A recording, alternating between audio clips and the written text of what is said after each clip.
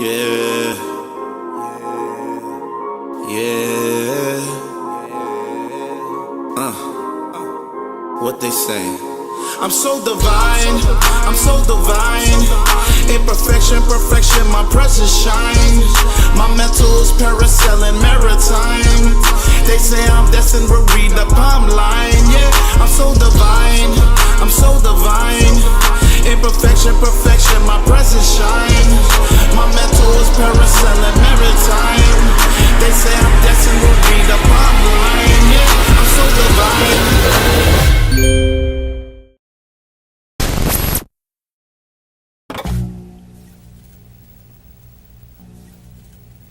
Welcome to the H.G.R.G podcast, episode 37. What's going on, fellas? How you doing? Living a dream. Do it. Let's do it. You know I gotta ask this question. Jerry, I'm still here. I wasn't even gonna talk to you. DT, how you doing, bro? You still with us? I didn't even recognize there was another person on the screen right now. I'm living the dream, but everything's good. We here, 37. Let's go. That's it, guys. Today, listen, we're gonna get real today. We're gonna talk about evictions. Now that with the backside of COVID, courts are opened up. Cases are starting to happen now. Evictions are starting to happen. We want to look at the time spans and what the results of that, are looking like. In main terms, get the fuck out of my unit. Thank you. Oh wow. That guy's. Wow. It's been a long 2.5 years, bro. It's been a long. For sure. So DT, I know this is right up your alley. So we're definitely you're gonna be talking a lot about this. We'll hit you with questions, and obviously we'll give you our so I feel smart. Oh, sugar. I look like Van Gundy right now. So evictions. Let's start right away. Can we evict right now? Absolutely. Get them out of here. We can't evict right now. You can't evict right now, 100%. And get them out. Get them out of here is a joke, but evictions are valid. After in our state, in where we operate in our market, January 15th, the eviction ban was lifted. So after that, you were able to do so. Obviously, a lot of stipulations, a lot of yes and no's and loopholes, and there's technicalities and formalities that have to be followed in order to perform one properly. But yes, they can be done. So get a little in depth when you say formality. What's going on? What's the process? What is looking like, and what is? I'm really not used to Jerry ever chiming in this early. I feel like there's a little bit of shade. Once you talk about evictions, like there's a little bit of shade. I need all that. This guy. Shade right now. So it's shade like that, bro. Yeah, because I didn't really like your energy right there. Yeah, but you don't like my energy. Go ahead, my friend, we have Daddy Yankee today as a guest on the show. When you say formality, man, what does it entail? What do we need to get there? How do we get these guys out? When you say what loopholes are they using? Yeah, what's going on, bro? All right, so we live in a democratic state. Obviously, pro tenant is what it is. So obviously, state of New York, people for the people. State of New York, right? So the formalities, technicalities are if you don't file an eviction properly, they'll throw it away in court. Like as soon as you go before the judge, it'll just be dismissed, and you got to file it all over again. There's processes you got to. When you say that, give me a little detail on that. What's proper? So I'm not going to break it down. Give me an example of how it can't be proper. Okay, so what happens now is if you have a tenant who is not paying or not doing the right thing, violating the lease in any way, if you have not received any LRAP, RRAP funds in the recent past, you can evict for certain reasons because, like I said, violations on the leases and or lack of payment. You have to service them. You have to serve them a 14-day notice, a 14-day quit or pay. And then after you service them 14-day quit or pay, there's a processor that has to serve them that. They go out a certain amount. There's a number of times they have to go out before it's legally they can go on to the next step. If you don't do that properly, the eviction's thrown away. So you got to go through step by step by step. Yeah. So what we do. What our team does is whenever there's an eviction, we actually hand it over to our attorney, and our attorney does the whole process. That way it's 100% bulletproof. You don't waste no money. You don't waste no time. There's no mistakes there. There's no human error. You know what I mean? There's 100% efficiency, if you will. So they handle the whole process from A to Z. The time frame for an eviction now is probably about from start to finish, from like the day you set out to begin the eviction to executing a warrant. I've seen it as like as fast as like 90 days. I've seen it as slow as 4 months. Now, let me stop you there. Now, pre-COVID, was it the same? Could it be 90 days up to 4 months, or was it more efficient? What did it look like? Pre-COVID was 30 to 45 days. Okay, so 45 days would be your high end. Yeah, pre-COVID, 30 to 40. Now 4 months. Yeah, which is 120 days would be your max now. Gotcha. So that's significant. Well, 4 months is not your max.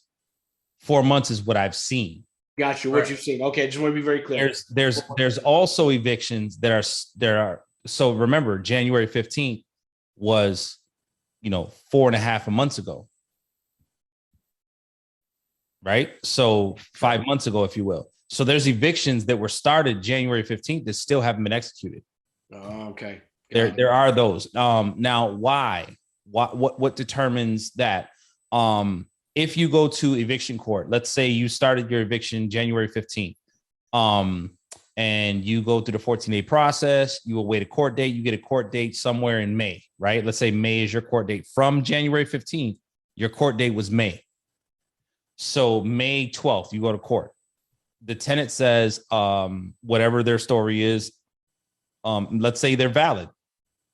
The tenant makes a story, and whatever their story is, they have a point. The landlord makes a story, whatever their story is, they have a point. Nevertheless, the tenant says, I am filing for rent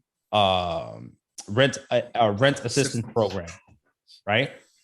The judge can rule in the favor of, okay, I'm going to postpone this court date and just allow the tenant to execute the filing for her rent assistance. So from May, I'm going to issue a court date in July. Okay. So now give them a grace period. You haven't got paid the whole pandemic, and now we're still waiting to set 7 months after or 6 months after the release is done. You throwing shade, or you done? There's no shade, bro. I want to know the answer. Are you showing shade, or you done, bro? You already have shades on. I need to know the answer. So yeah, but I mean, if you're in hopes of getting of the renter getting rental assistance, I mean, hopefully you get all that back pay and you're good to go. So let's say that happens with the rental assistance, and they don't pay 2 months later again. Can I go right back and get them back in court and go through the process? Well, you already have a court date. No. Let's say they get rental assistance. Right? Oh, you're saying they're issued rental assistance. They issued rental assistance. I'm paid, caught up to date. That same tenant that had a court date in May. Yep. Goes through the program. They Right. get rental assistance somewhere between the May and the August court date. That means the August court date is canceled. Right. Now you are up, you're paid up in full. Right. Now, okay, go ahead. Now, 2 months later, they're behind again. So like October, they're behind. They're behind again. I haven't seen a dollar again ever since the rental assistance. Now, can I start the process over again, or is there any stipulations in there? Is there? As you answer me the question, I'll take my shades off. Okay. You better put it back on because I'm about to talk. So depending on the program, the rental assistance program that you receive the funds from, there are stipulations on those rental assistance programs. Some of them say, if I give you this money and you accept it, you cannot evict the tenant for lack of payment for 90 days, 6 months, or a year. Depending on the program, they set the stipulations. They're still doing that regardless? Yeah. After COVID? Yes, sir. Which honestly, I understand that, right? So because if I'm going to pay you as the program, as a federally funded program or just any type of organization funded program, right? I don't want to pay you thousands of dollars in back rent on behalf of Joe Schmo, right? And then once you receive it, you immediately have Joe Schmo in eviction court again. I get it. But then again, you're giving me the landlord a situation that I can't evict, knowing that I can't move you for a year, and you can stop paying for a year again. Right, but the backlash on that would be you knew before you accepted those funds that this is what the agreement was. So, you so had the that's option. a good segment, because now I want to ask. The court told me July 20th is the court case now. Mm-hmm. I don't want the money no more. I want him out. How can we get that out? So if the court tells you July 20th, I really don't want them to give me assistance at all. You don't have that power. That's what I asked you. And that is crazy with my motherfucking. Wait. How is that? Wait a second. How is that possible? Put your shades back on, Papa. That I don't have a choice because Lance is to accept or to not accept. Yo, if you switch it when I speak, I'm gonna be tight. Okay. What? How is that? How is it that I don't have a choice to accept or to not accept the rental assistance that you're applying for? You do. What if I'm just done and I want you out? And you have a choice whether you accept the rental assistance. Okay. You so just don't have. Is that what you're saying, right? No. We're talking about the courts, and then he's talking about courts, and then he's talking about rental assistance. At court, you don't have a choice. His Jerry's point in saying that was if I say I don't want the money, in other words, judge, I want you to not even consider the rental assistance because what they owe me, I don't even care about. I just want you to execute the eviction and get them out ASAP. That was Jerry's point. Correct. You don't have and to that point, why didn't he have a choice in that? Because it's not for you to dictate the outcome of what's going to happen with this tenant. Remember, it's pro-tenant. Right. Remember, keep it in mind, some people really did go through hardships. Some people really are in bad situations. Some people really need help. But I'm not talking about them being able to come up with the money because their mom or somebody gave it to them. No. It's not that. They can't go to court and say, my mom's going to give me a loan and the judge will postpone it for 2 months. That won't work. If they show proof that they've applied for some type of ERAP, LRAP, government, whatever organization program, they have to provide proof of that. Then the judge can be lenient and say, I'm going to postpone this for a couple of months because I want them to be able to exhaust the option of them receiving that type of funding. You can't say stop that. Why not? Because that's the judge's position to either grant them that or not grant them that. It's not your position. I should be, if they're going to get something from a program, I should be able to accept it and not. You can. That's what I'm saying. So the judge dictates the time frame. Now, let's say that time frame. Okay, not talking. You're not talking about money with the court. You're talking about time frame. Yes, sir. Yes, sir. Got it. Okay. The courts don't care about money. The courts don't care about the money. The courts care about what's right, what's wrong. Gotcha. Now, once the LRAP, ERAP, whatever program comes around and says, hey, I'm going to issue this person the back rent for X amount of dollars, you can say I don't want to accept those funds. Got it. Okay. And you can go back to court and say I didn't accept those funds because of whatever the reason is. And at that point, the judge can decide the destiny of what's going to happen. Okay, well, because we was about to have a real problem on the H.G.R.G podcast today if we had to accept money from a program and we have no say, because that's not. I wouldn't understand how that would fly. So now I'm glad we're talking about. I figured out that we're talking about. I'm glad you humbled yourself. I'm telling. It must be the glasses. It must be the glasses. So you have people that are still utilizing these programs, right? Mm-hmm. And the landlords are now married to them for however long the contract is, if you accept it, whether it's 90 days, 6 months, or a year, right? So my thing is also is there an overload of cases? Is it going to take even longer? Are we even going to get through all these eviction cases by the end of the year, or what does that look like? The ones that you've known of.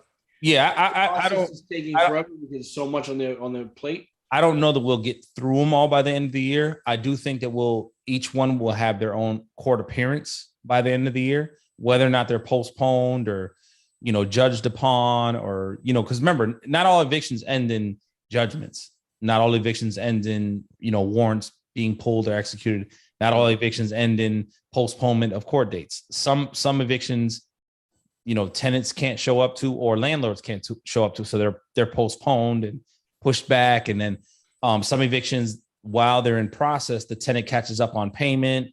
There's a lot that goes into evictions. There's many, many, many things that happen from the start to a finish of eviction. So, right.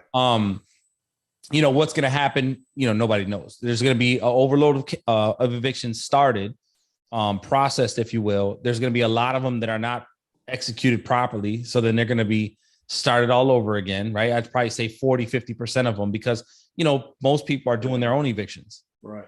Most people are not going the route that we're going. We go the route that we go because that's the most effective. It's the most bulletproof. It just makes the most sense, right? At the end of the day, a property management company shouldn't. I don't know if there's probably some out there to do, but there's no way a management company should ever charge for an eviction, right? How do you make money? Slow down. So put your sunglasses on. What do you mean that there's? So I have a management company. All right, my French. You're telling me that the management company should not charge for the eviction or the process of the eviction? Yeah, I would never be okay with a management company charging me, the owner, funds to process an eviction. Tell me more. Why is that? Because you're using nothing's free, right? So you're using resources, time, and money. You're not. Well, management company. Let me say this: a management company, there's a lot of different things management companies can and can't do. There's a lot of things they do, they don't do. I just don't think. I wouldn't feel comfortable with a management company that I pay to keep my tenants, and then I also pay to evict my tenants. So you're saying there shouldn't be separate charges. It should just come with the service already. Well, I can't tell people how to run their business, but I'm not saying that you're saying that. So the business that I handle, the people that we deal with, they don't charge for evictions, nor should they.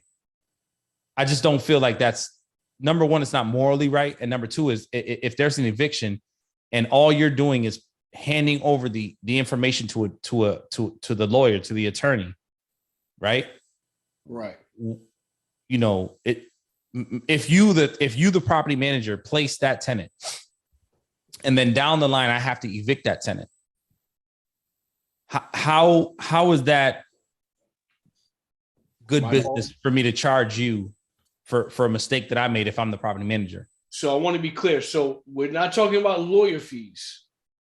We're just talking about. I get it. Just PM. Lawyer fees is what they charge regardless. You have to pay that lawyer fee. Yep. Just so anyone watching this and listening to this, you understand that if you get hit with a lawyer fee from your management company, it's not the same as your management company charging you and then hitting you with a lawyer fee. And you should know that they're legal fees, right? Right. Like the company that we deal with, that they pay, whatever an eviction costs, when that bill comes across, it says attorney fees or legal fees. And it shows the exact bill from the attorney. If the attorney charges $355 for the eviction, that's the bill that you receive as the owner. Right. It should be $455. Yeah, exactly. You put 100 on for fee. 100%. Got you. 100%. It's not anything extra in the process for property. Right. Nothing's for free. To your point, you're absolutely right.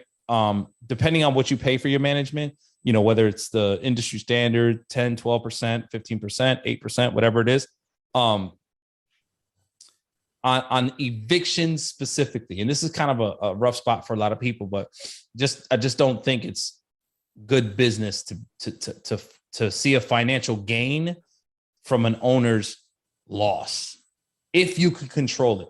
Off of just the day, and that's for you property managers. That's a gem of the day. Say that one more time, DT. I don't think it's ethically right. I don't think it's morally right, and just good business for me. That you see as a business to see a financial gain from an owner loss or from a client's loss. Don't kick your client when they're down. If you can control it. I mean, obviously nothing's for free, right? So if a tenant destroys a house and the owner has to pay thousands of dollars to get it repaired.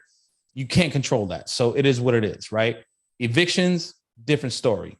It doesn't take nothing to send an email with the tenant information, why you're evicting them, the payment history, rent roll. It doesn't take nothing to do that. You know what I mean? Send it off. So don't let the management company squeeze you for $50 for doing something like that. And specifically for evictions, especially if the management company is the person who charged you a tenant placement fee to place that tenant, and then a year, 2 years, 5 months, 3 months down the line, that same management company charges you to evict that tenant.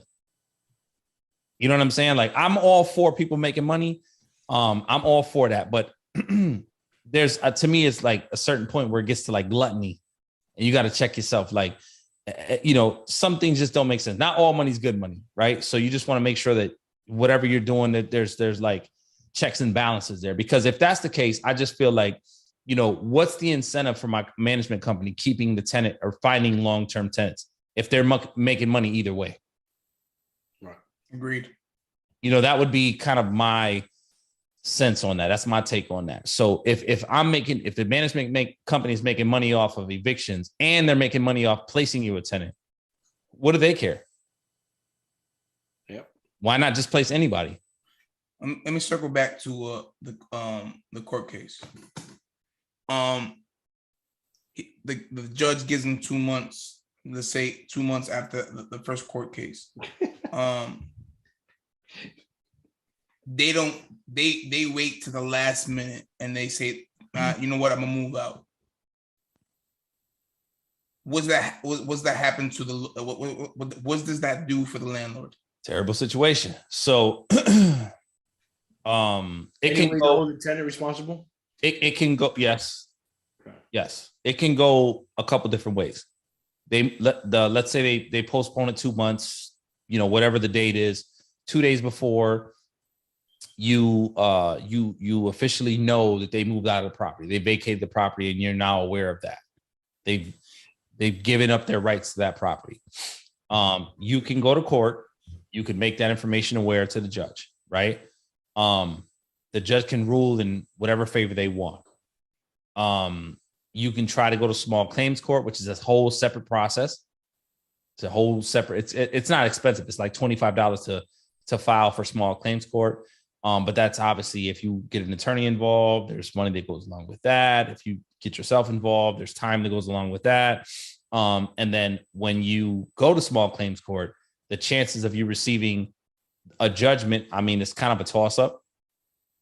If the judge is going to see it in your favor, completely. If you're suing them for $5,000, if they owe you $5,000, because that's what small claims court covers, up to $5,000. Anything else is a whole different court. Let's say it's a $5,000 case. The judge can judge that, okay, yeah, I'm only going to rule in the favor of $2,000. And then the tenant probably doesn't have $2,000 to give you. So now you got to think about, they may pay you $20 a week for the rest of, the rest of their lives. You know what I'm saying? Like, it just really depends on what it means to you in the process. Not every situation works out like that. It's kind of a hypothetical, but nevertheless, you get the gist, right? But it can also work out in a way where the tenant moves out 2 days before and you go to court, you give that information to the judge. The judge just says, okay, this is out of my hands now. Now you got to pursue this in a different court, small claims or whatever, some type of lawsuit. And now you got to go to the property, go see it, see what it looks like, get it ready, rent ready, fix whatever they just left the house owing you thousands of dollars, 5, 10, 20,000. I don't know the number. Now you go to the property, you inspect it. It needs $5,000 to $7,000 to get rent ready again. So you took that loss. Now you got to come up with this loss. Yeah. You know what I'm saying? Yes, you could sue for that. You could sue for all of that. How successful you're going to be, I don't know. So I guess my question would be: there's nothing that goes on their record for their future, for a future landlord and stuff like that. So that way they know. The eviction goes on their record. Whenever they moved out 2 days before the court case or whatnot, is that eviction still an eviction? Yeah, because it was already in process when they got it first postponed. Correct, but That doesn't matter anymore in New York. Hold on one New second. York and if they issue a judgment, if you get a judgment, let's say the judge says, okay, they owe you $2,000, right? That now they're going to pay you $2 a week for the rest of their life. That judgment will forever be on their back. Gotcha. Yeah, but when you pull that up as a property manager, would you have access to evictions? Because they don't care about that anymore. Well, it depends on you. They do care about it. It depends on how your specific management company does their background checks. Our team does evictions, convictions, and judgments. So anytime your name ever came up for an eviction, anytime your name ever was convicted, anytime your name had a judgment based on it, it does all that. Sometimes it's not you. There's a million Daniel Torreses in the world. So if you did a background on, check on my name, there's probably 10 guys who had evictions, 10 guys who had convictions, and 10 guys who had judgments, right? And then obviously you got to do the vetting process to verify which one is which. If that's not you, if the eviction was from Kansas City, I've never lived in Kansas City. If the conviction was from Texas, I've never lived in Texas. If the judgment was in, Wichita, I never lived in Wichita. So you can X that out. You know what I mean? And obviously you go there from there. But yeah, it shows up. Yeah, I tell you what, if you don't have a property manager, don't be lazy when you vet people. Right. Hopefully to keep you out of the courts. At least for a good amount of time. Especially now. Let me highlight this point right here, right? Because this is the biggest thing ever right now. Right now, if you're renting a property right now, it's popping. It's lit.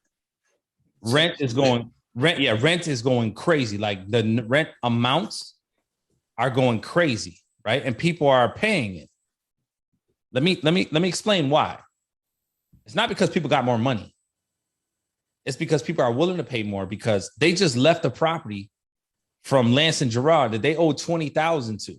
They haven't paid Lance and Gerard rent in 28 months, 35 months. And they're applying for your apartment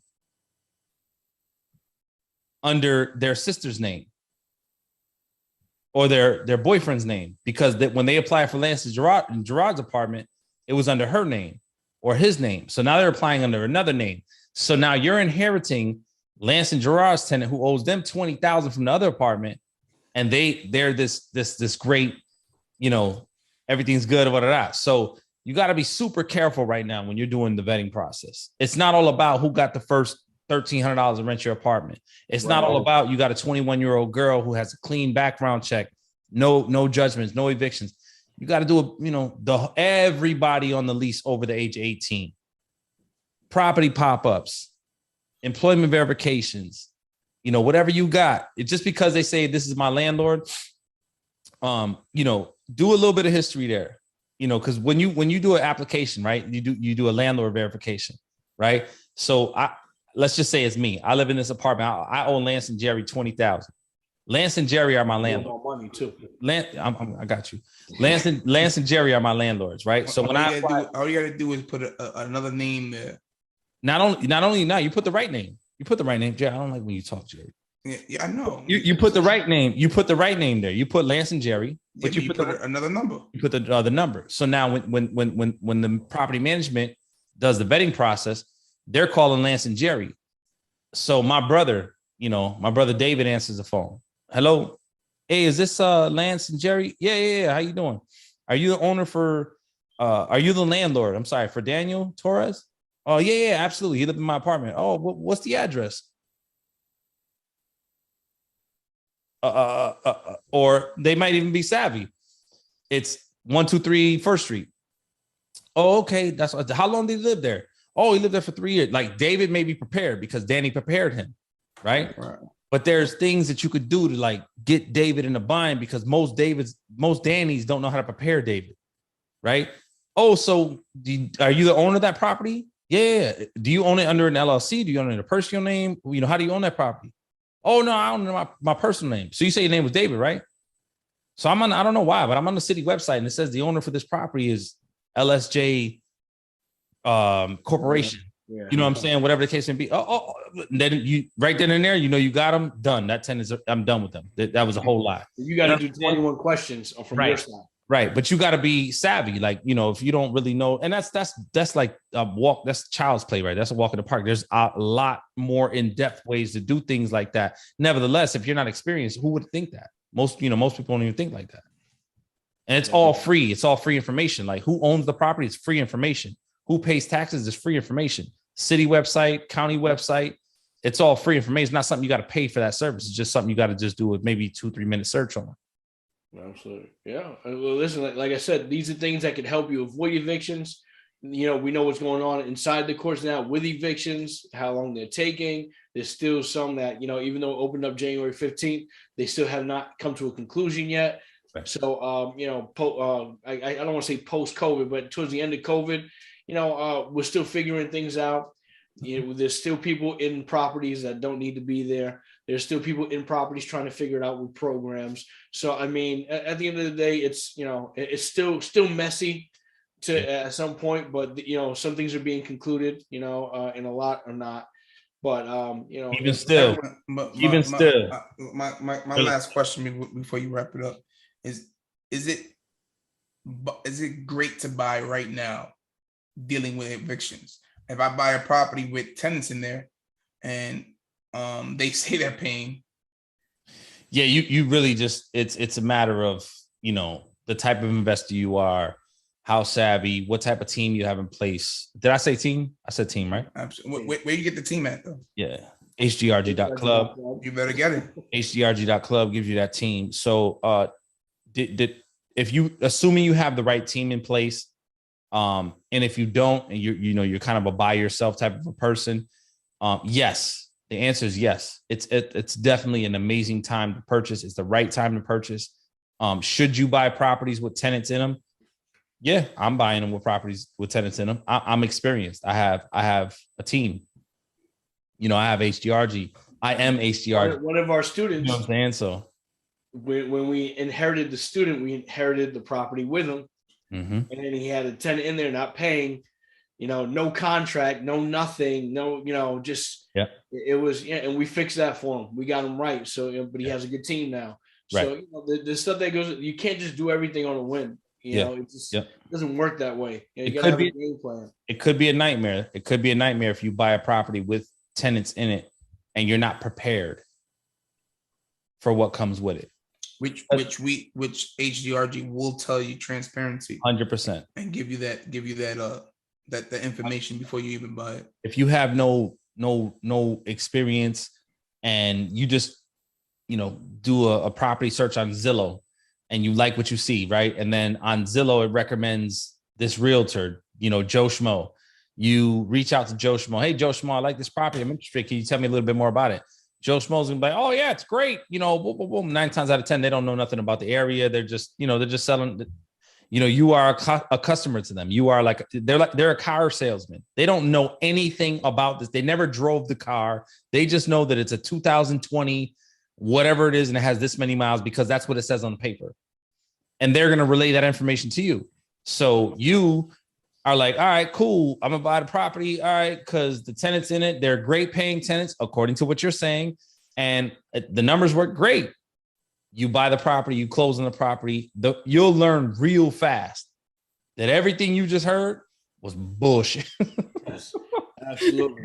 That tenant is the worst paying tenant ever. They probably never paid rent in the last 25 months. And they lied to you on paper. Yeah, you got estoppel agreements and all of that.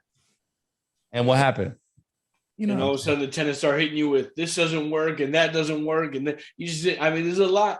I never tell you, real estate is super easy. It's not super hard. It's just having the right system.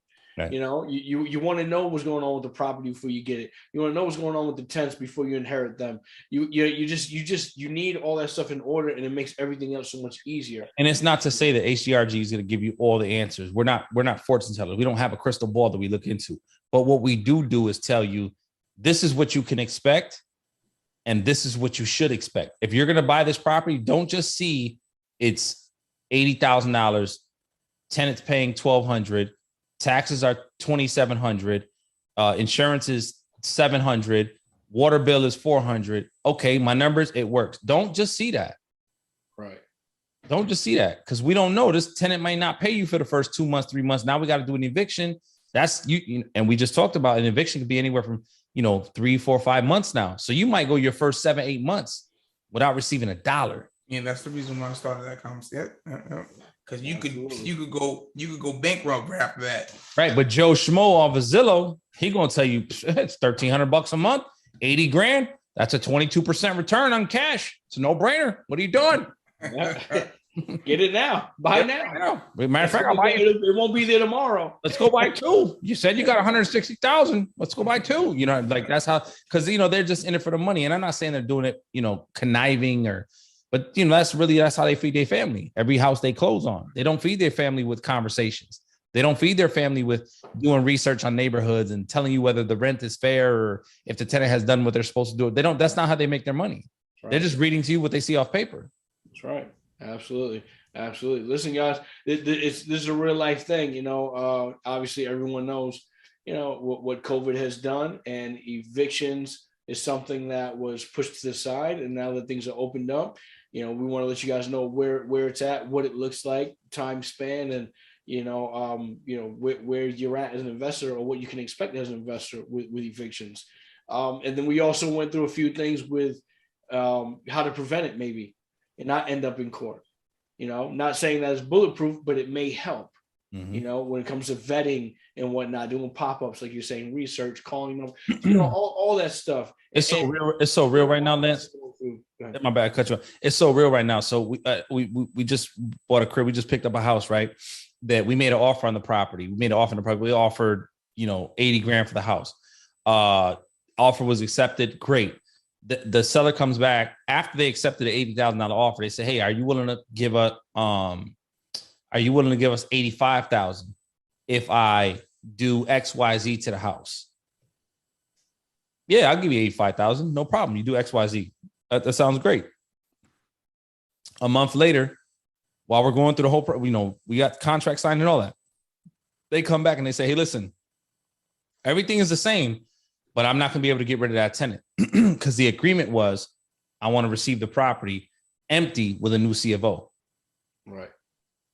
So now they're going to provide it with a CFO, but it won't be empty. So I'm like, "No, I don't want the house." Yeah, so I don't want the house. If you having a problem, I'm getting them out. I'm going to have the problem getting them right. out. Yeah, I don't want to inherit that. So I'll tell you what, you got 2 choices. Put a roof on it, which is going to cost about $10,000.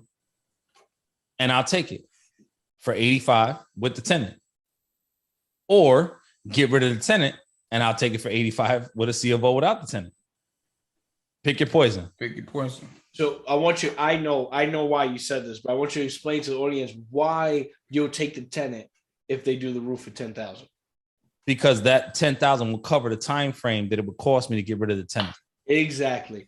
So he's not trying to lose on both ends. So he knows a roof is going to need to be done at some point soon. Right. So instead of him coming out of pocket for that roof, he's like, what I will do is not come out of pocket for the roof, but I'll take the hit on the tenant side.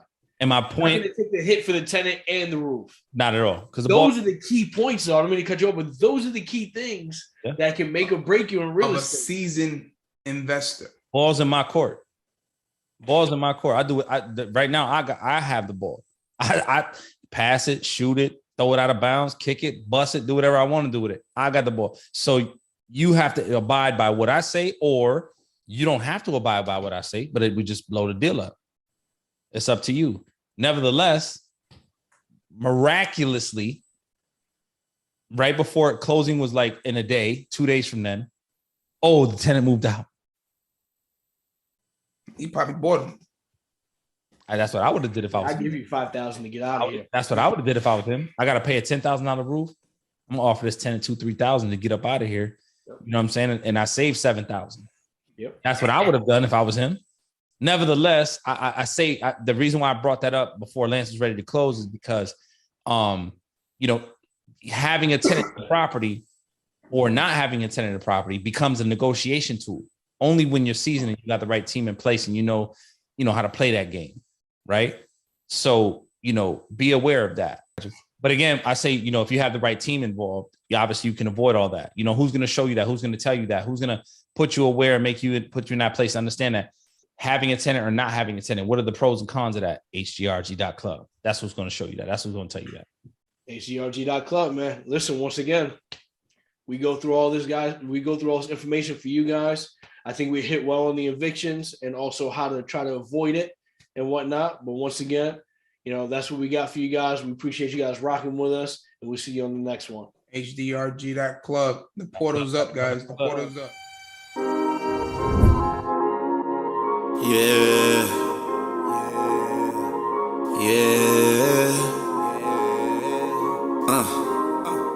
What they say? I'm so divine, I'm so divine. Imperfection, perfection, my presence shines. My mental is parasailing maritime. They say I'm destined, but